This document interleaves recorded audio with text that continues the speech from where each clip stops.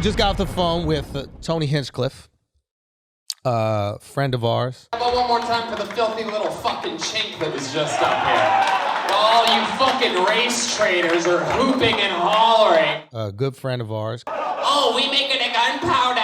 You guys just eating it up, you fucking... Comedian friend who is going through it right now. I'm curious, do you know why you were shaking your head no at a comedy show? Why? Why was it? My joke wasn't funny while the rip-roaring response around you, but... A clip was released of him being a wild boy. Like, it's wild. We can all acknowledge it's wild. And he's saying some kind of crazy things. And even with the context, the things still come off as crazy. I'm back there watching you puking in a fucking bucket. And he just went on, and it was kind of a rant that, I guess within the context of things, like here's this Asian comic that was on before, and he was like making fun of like white people. This doesn't fucking justify it, but he's doing a lot of white jokes. So Tony's like, I'm going to carry that energy, and I'm just going to go on the top of it and trash these white people in the crowd for laughing, for being self-loathing and laughing. Listen, I don't know Tony as well as y'all. I know Tony a little bit. I assumed when I watched the clip, just knowing Tony's clever and funny, the joke has to be, this is so over the top racist that it has to be a joke. That's the joke. Yes. Tony, I do not believe is a hateful person. I don't believe he hates people. I don't believe he's racist. I believe he made, and I said this on Twitter, the worst decision a comic or human, anybody in that particular moment, can make in that time. That was not a good choice. And people got enraged about it, angry about it. Tony's a roast comic. What Tony does is roast people. Now, outside of the show Kill Tony, that can be harrowing, I guess. That's, you know, if you don't know Tony as a roast comic and you're not in his element watching what he does and how he does it, it can be disturbing, and people were obviously unhappy with it. As a stand-up, though, you kind of, sometimes you like a little, it's fun to convince people that they can laugh at something that they don't agree with. Like as a comic, you're up there telling them things that they're not going to agree with. I felt that was my thing. All my life, I felt that was my thing, making people laugh at things they didn't think they could, you know, taking a taboo subject and taking them by the hand through a scary forest and coming out the other way. Because often offence came from people mistaking the target of a joke with the subject of a joke.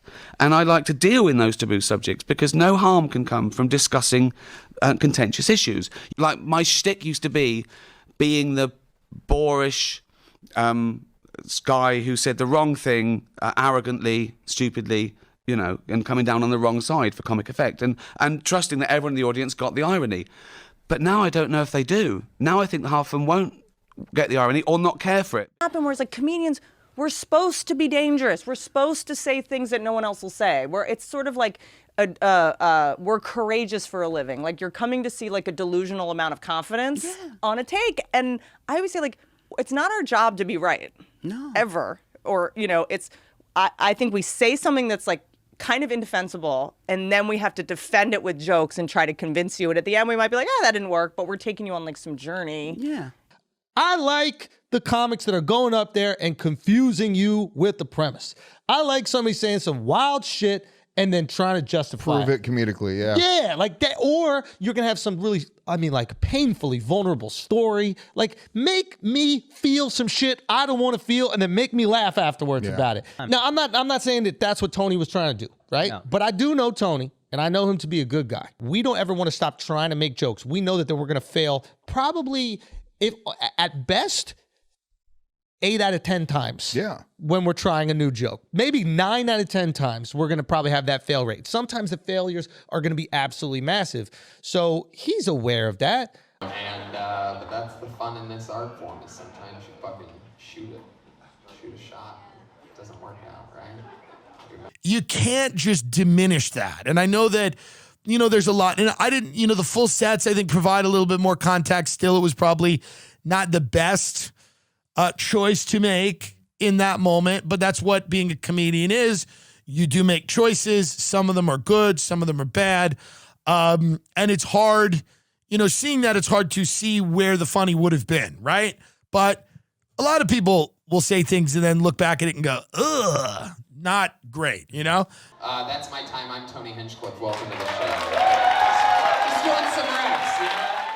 The reason why it was so weird for me is, and I was just telling this to Tony, is that I'm used to Tony having incredibly clever bits, right? Like, especially with his roasting, it's super clever.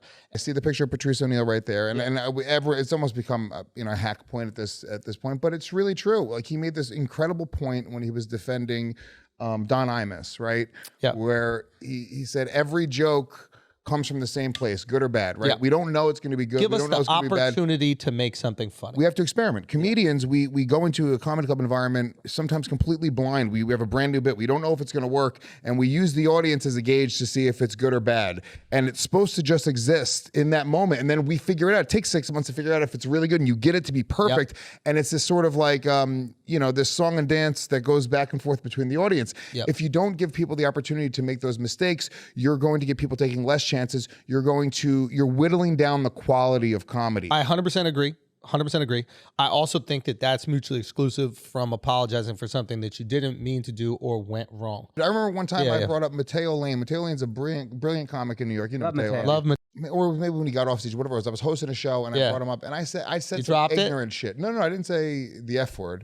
Fiat. I made a joke about something about him having AIDS. It was dumb. It was a bad joke. It wasn't good. It wasn't executed well. But I went for You were trying to be shocking. I was trying to be shocking in the moment, and it was like it didn't really get a laugh. And it was when I was bringing him up, because I remember just feeling so bad throughout his whole set, being like, fuck, dude, Mateo, like, I don't want, like, because I really like Mateo and I have a lot of respect for him, you know what I'm saying? And I just missed the mark. You know, that's what happened was I was going for something shocking. I missed the mark. And when he came off stage, I was like, dude, I just wanted to apologize because I felt like I shouldn't have said that. That wasn't the right way to bring you up or present you as a comedian. It was the moment. And he was like, dude, I didn't think anything of it. It didn't even register for him. But that's sort of the way we act, like in the workplace as men, as not even just men, as adults. If you have an issue with something that somebody says or does, it was a mature you can approach them and you can say that, and it was mature of you to apologize. Of course, and it was dope of him to take it that way, but he could also take it another way and you'd be understanding of that. You're of course, if he was offended, I thought he would be offended because it wasn't funny. It didn't get a laugh. It was just low hanging fruit. It was just some dumb shit. You were going for it. What are you trying to do, man? That's what I'm trying to do. Are you just trying to get like I see a lot of comics that they should just be pastors, bro. Like, that if religion was more popular, that's what they would do. They want to stand in front of people and they want them all to agree with them and then tell them they're the best. And that's what they want. But there's no role for them in a society that's kind of shunning religion now. If there was, then they 100% would do it. They could go into like self-help gurus and this kind of stuff, and those all of a sudden are becoming very popular because people want motherfuckers to just say, hey, you're great, you know? Before, we've talked about this before, like a shift in how people have stopped writing to surprise and have started writing to be agreed with. Can I tell? And this is why I like miss doing stand-up so much at either the Comedy Store or just like a club that has a lineup. You're on it, Segura's on it, Rogan's on it, whoever's on it, because when you're only performing to your fans, they're gonna maybe give you a little like going on stage when people are coming to see you, and then me having to win them over. That's when you get good. Comedy is an intellectual pursuit. It shouldn't be always coming down on one side or platforming, because then it's not comedy anymore. It's rallying. There's this sort of epidemic of clapter happening where someone will be like, so who voted for Biden? I was like, woo! And then it's like, yeah, fuck Trump, woo! And it's like, those weren't jokes. That was this is now a rally. Like, woo! Unhinged bisexual runs rampant at Leslie. Okay, stop, no. You just heard bisexual, you're not even listening to me. Stop! Woo! In almost like religion, comedy, there are all these parallels with religion, but there has been like splinters, and you have these different crowds and these different shows, and there's different material you really just can't do, and the jokes that fucking kill just don't work there because these are people that are too uncomfortable to laugh at things that they feel. They want to laugh at things that they believe the world should be. And I can't subscribe to that type of comedy. I'm fine. You could do it. Yeah. That's great. But I'm not going to just automatically give you the same grace as I give a traditional comedian. That's fair. Well, maybe I'm calling them traditional, or the comedian that's of the same like ilk as me. They always said to me, punching up or punching down. Sometimes a joke isn't punching at all. Yeah. It can be a pun. It can just be funny. It can just be words. It doesn't. But now people are trying to find your side before they decide on whether they can laugh or like you or not. When there's some fucking snake oil, they know if they go up there and they're just like saying whatever that crowd feels, that they're going to get their claps. I've heard comics come out, like northern comics, bigoted comics we used to call them 70s comics, come out on stage and they just said things like, what are we going to do about all these fucking immigrants? And they get a round of applause. And I'm just going, Where's the joke? He's not even doing a character. See, and I was thinking, what's the answer? People got real excited when I was like, oh, Outkast is better than the Beatles. People were like, oh, look at this guy. He's so progressive on the right side of history. And then I made another tweet being like, oh, if you're going to a regular season baseball game and taking a day off work, you're probably a fucking loser. Why are you going to a regular season baseball game? Oh, bad take, bro. Baseball's great. I'm like, yeah, I don't give a fuck either way. Yeah. Like, I'm just saying stuff. At the end of the day, to me, it truly is what you're doing on the stage. But what's interesting to me is when everything becomes about words and just, I have the right opinion in the right package, and that's good. And people need to be able to be taken, the whole of what they've done has to be judged. Not a few things here and a few things there. Who people are, if you're going to judge them, you should judge them on everything, not so much just one thing. Tony's a sweetheart of a guy, you know, and this does not come from a hateful place.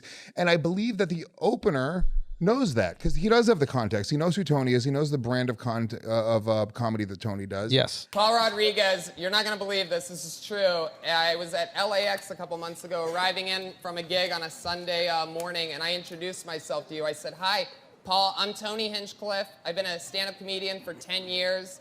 And like you, I started at the Comedy Store, and you gave me the cold shoulder. You basically go, like that. Well, fuck you, Paul Rodriguez.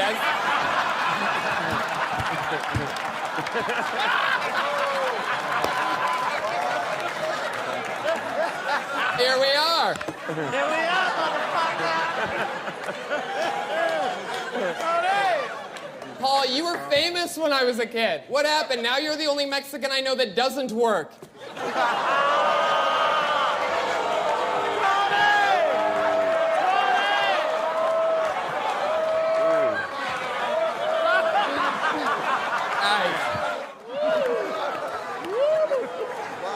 Terry Crews is intimidating as well, right, guys? Until you find out he's openly, admittedly addicted to porn.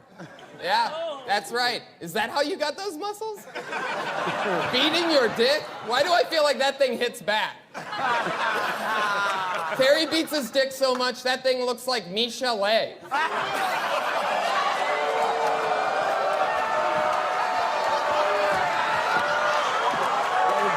all for you, homie.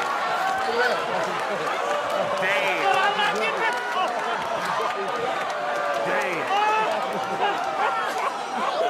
Please don't cut off my time, producers. I'm begging you. Terry's dick has a 24-hour fitness membership. Terry's dick has teeth. Terry shows his dick more attention than he shows his acting coach. Terry's dick looks like an American gladiator. Terry's dick is on The Walking Dead right now. Terry's dick looks like Michael Blackson with a spray tan. Next. Terry Crews calls himself a feminist, or as it's known in the black community, a bitch. Snoop Dogg, ladies and gentlemen, here we go. I love you. I am a huge fan forever. Snoop, you look like the California raisin that got hooked on heroin. You look great tonight, though. Always well dressed. You spend more time in the closet than Dr. Dre.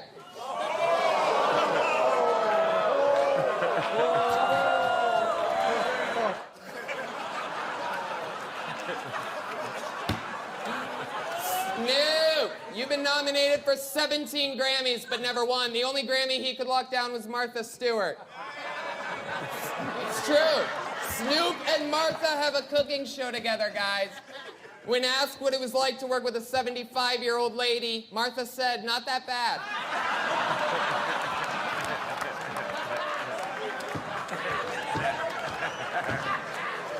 Let's face it, Snoop, you are looking unhealthy. I know actual dogs that go on more walks than you do. Snoop's so old he calls his arthritis the chronic. Now he drops everything like it's hot. Snoop, you look like Whoopi Goldberg fucked a whoopee cushion. Snoop, it was an absolute honor to be up here roasting a legend tonight. I love you. When I first saw your work, I was in fucking diapers. and you just saw me work, and I'm pretty sure you're in diapers now. This was an honor. Thank you, guys. We all know, like, I don't know, there's the thing. Maybe it seems like we're capping for Tony because that's our homie, and we are biased. That's our homie. I know Tony's not a fucking. Two things. I know biased. Tony's not racist. You need intent. You need context, right? His intention wasn't to be racist. His intention was to be funny. The context was he was at a comedy show, roasting the guy that was before him. We also he wasn't in a fucking parking lot screaming that word at somebody Also, that was. He's not my homie. He's my acquaintance, but I know him well enough to know this wasn't real, and I would think Peng would know the same. Obviously, there's some like societal issues that are going on now that heighten the severity of this, right? Like, if Stop Asian Hate wasn't a hashtag, if there weren't like Asian ladies getting beaten the shit out of the street on fucking bus stops, then I don't think this would be as sensitive. But because it is the perfect viral moment. Because at the end of the day, like, what does this do? Like, is Tony Hinchcliffe the one that is stopping Asian progress in America?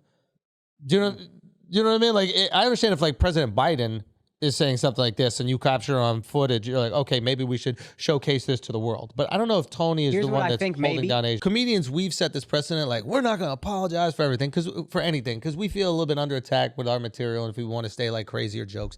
So we're like, I'm not going to apologize. Now, I don't subscribe to that in its totality. Like, if you say something that you're sorry for, you could say sorry. Like, you said this beautifully. You're like, yo, you apologize to him. Like, if you feel sorry for hurting his feelings, apologize to him for that. And you could have done that. You did that literally right when you got off stage. Yeah. So it's not like we have this like hard and fast line. We don't apologize for anything. That's that crazy. might not have been your joke. That's a crazy person. Like, I will not apologize. Like, you are a lunatic. You're a lunatic. You're a sociopath. Now, if it's a joke that we've crafted for 6 months and we like where the joke is and you're offended, but we don't feel sorry for the joke, you don't have to apologize. Right. If it's something you're just whipping up in the moment, you're like, this might work, this might not work, this is a 50-50 idea, and then it doesn't fucking work and it doesn't go over, now you're on TMZ, you're all over the place, you can apologize for the part of it that you don't like, especially saying a word that you said to me on the phone, you just do not say, you don't know why you said it in a moment.